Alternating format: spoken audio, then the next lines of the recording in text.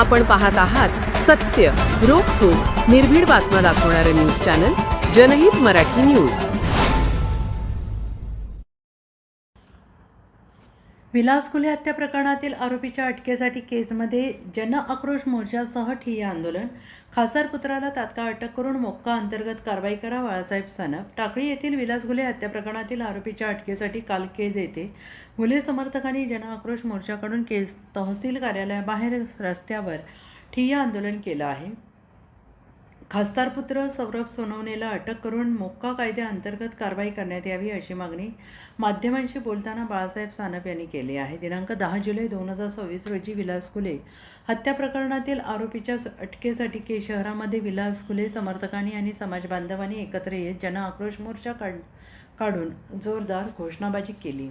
खासदार पुत्र सौरभ सोनवणे याला अटक करण्यात यावी तसेच या प्रकरणातील सर्व आरोपींवर मोक्का कायद्याअंतर्गत कारवाई करण्यात यावी यासह इतर मागण्यांसंदर्भात जन आक्रोश मोर्चाकडून केज तहसील कार्यालयासमोर केज बीड रोडवर ठिय्या आंदोलन करण्यात आलं. शुक्रवार रोजी 11:30 सुमारास केज पोलीस ठाण्याच्या समोरून जन आक्रोश मोर्चाला सुरुवात करण्यात आली. छत्रपती शिवाजी महाराज चौक मार्गे बीड या मुख्य रस्त्यावरून मंगळवार पेठ कॉर्नर ते मंगळवार पेठेतून डॉक्टर बाबासाहेब आंबेडकर पुतळ्याजवळ येताच मोर्चेकऱ्यांनी महामानव डॉक्टर बाबासाहेब आंबेडकर यांच्या पुतळ्याला पुष्पहार अर्पण करून मोर्चा परत डॉक्टर बाबासाहेब आंबेडकर पुतळ्यापासून परत मंगळवार पेठेतून केज बीड या मुख्य राज्य महामार्गाने छत्रपती शिवाजी महाराज चौकात आल्यानंतर छत्रपती शिवाजी महाराजांच्या पुतळ्याला पुष्पहार अर्पण करून हे आंदोलन पुढे तहसील कार्यालयाच्या समोर आणून ठिय्या आंदोलन करण्यात आलं. या मोर्चामध्ये विलास गुले यांच्या पत्नी आणि त्यांचे बंधू रमेश गुले, ओबीसी नेते नवनाथ आबा वाघमारे, बाळासाहेब सानप, सांगवीचे सरपंच संजय केदार, मनसे जिल्हाध्यक्ष सुमंत धस यांच्यासह टाकळी ग्रामस्थ, महिला, केज तालुक्यातील इतर ठिकाणचे नागरिक सहभागी होते. यावेळी रमेश गुले यांच्यासह सहभागी मान्यवरांनी मनोगत व्यक्त करून विलास गुले हत्या प्रकरणातील आरोपींना तात्काळ अटक करण्यात यावी, विलास गुले आणि त्यांच्या कुटुंबियांना न्याय देण्यात यावा, सर्व आरोपींवर मोक्का अंतर्गत कारवाई करण्यात यावी अशी मागणी प्रसारमाध्यमांशी केली आहे. आणि या मोर्चा दरम्यान कुठलाही अनुचित प्रकार घडू नये यासाठी पोलीस प्रशासनाकडून केज शहरात मोठा तगडा पोलीस बंदोबस्त तैनात करण्यात आला होता. तसेच CCTV कॅमेरे असलेल्या पोलीस व्हॅन, आरोग्य विभागाने रुग्णवाहिका देखील छत्रपती शिवाजी महाराज चौकात तैनात करण्यात आली होती. आंदोलनकर्त्यांच्या मागणीचे निवेदन केज तहसीलचे नायब तहसीलदार अशोक भंडारे यांनी स्वीकारले. आज पहिला केसमध्ये मोर्चा आहे. येणाऱ्या काळामध्ये प्रत्येक तालुक्यात मोर्चे होतील, जिल्ह्यात होईल.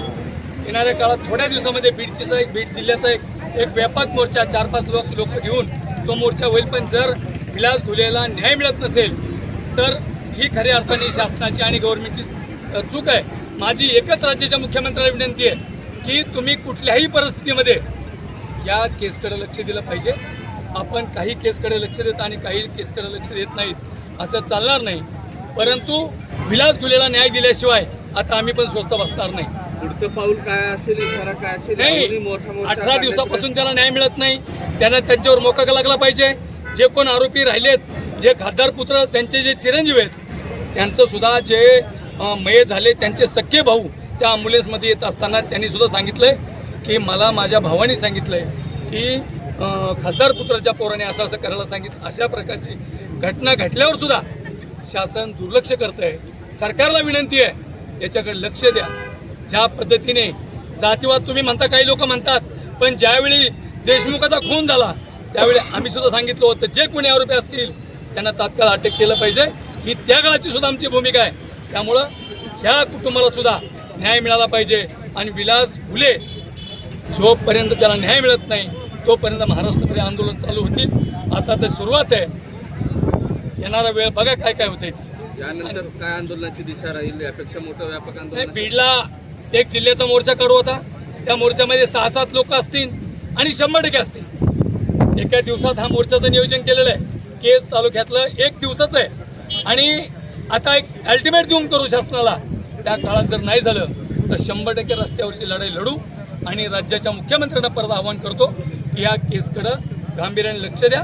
ज्याला जे कोणी आरोपी असतील त्याला शिक्षा मिळाली पाहिजे, त्याला फाशी मिळाली पाहिजे, त्याच्यावर मोका लागला पाहिजे. आणि उर्वरित राहिलेले आरोपी आहेत त्यांना गुन्ह्यात घेतलं पाहिजे, ही आमची मागणी. थँक्यू.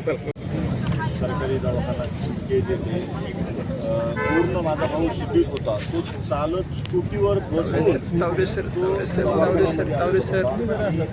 दवाखान्यामध्ये जी घटना स्पॉटला झाली ती सगळी घटना मला त्यांनी सांगितली आहे आणि मी ती पुरवणी जबाबामध्ये नमूद केलेली आहे. आणि जी घटनास्थळी जे साक्षीदार आहेत ते स्वतः त्या ठिकाणी त्यांनी पण पुरवणी जबाबामध्ये जी घटनास्थळी झालेली चर्चा असेल किंवा त्यांनी जी हल्ला केला ती सगळी आम्ही प्रशासनाला कोर्टाद्वारे पण दिली आणि पुरवणी जबाबात पण दिलेली आहे.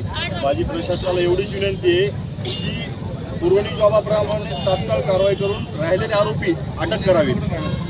आणखी काय इतर मार्गात अंतर्गत कारवाई मी निवेदनामध्ये सगळं दिले. SIT मध्ये जे अधिकारी आम्ही जी नावं दिले होते ती आणि अद्याप त्याच्यावर कुठलीही कारवाई झाली नाही. संरक्षणाच्या मुद्द्यावर पण कुठलीही आणि कारवाई झालेली दिसत नाही. काय मांडले ते खुलून का सांगत मी पहिल्यापासूनही सांगतो की मी स्पष्ट सांगितलं की सौरभ सोनवणेंनी माझ्या भावाचा खून करून या म्हणून सांगितलेलं होतं. पुरवणी जबाब दिले त्या पद्धतीने आणि कारवाई होत नाही प्रशासनाकडे. मात्र ज्या पद्धतीने सुरुवातीपासून सौरभ सोनवणेचं नाव येतं यामध्ये त्याची गाडी तिथे आली, सौरभ सोनवणेला आरोपी भाऊ सांगतोय ना माझा, स्वतः भावानं घटना सांगितली ना. भाऊ पूर्ण शुद्धीतोय माझा. भाऊ सांगतोय की याने येऊन मारले, ह्यांनी सांगितलंय मारलं म्हणून. आणि बाकी लोकेशन हे ते काय गोष्टी स्वतः भावाने सगळं सांगितलंय ना. साक्षीदार सांगतायत कोर्टामध्ये पण. आणि काय पाहिजे. यामध्ये SIT देखील दाखल झालेले आहे. पोलिसांवरती विश्वास नाही. SIT मध्ये आम्ही पत्र दिलं होतं साहेबांना की काही अधिकारी वर विश्वास नाही आमचा, त्यामुळे काही अधिकारी नवीन ऍड करा म्हणून आम्ही त्यांना पत्र दिलं. त्याच्याही काही कारवाई झालेली नाही. आज आता तुम्ही रस्त्यावर बसलाय, मोर्चा आता तुम्ही रस्त्यावर उभं केला, आता काय भूमिका आहे तुमच्या? आहे ना हेच पुरवणी जबाबाप्रमाणे त्या आरोपींना राहिलेला तात्काळ अटक करावी, यांच्या सर्वांवर मोकोका अंतर्गत कारवाई करावी.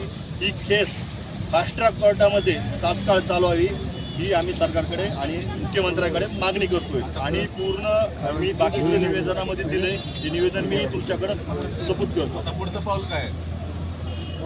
हेच प्रशासनाने तात्काळ अटक करावी राहिलेल्या आरोपींना. मी नाव घेऊन सांगितलंय, परत वारंवार मी सांगायला लागलोय.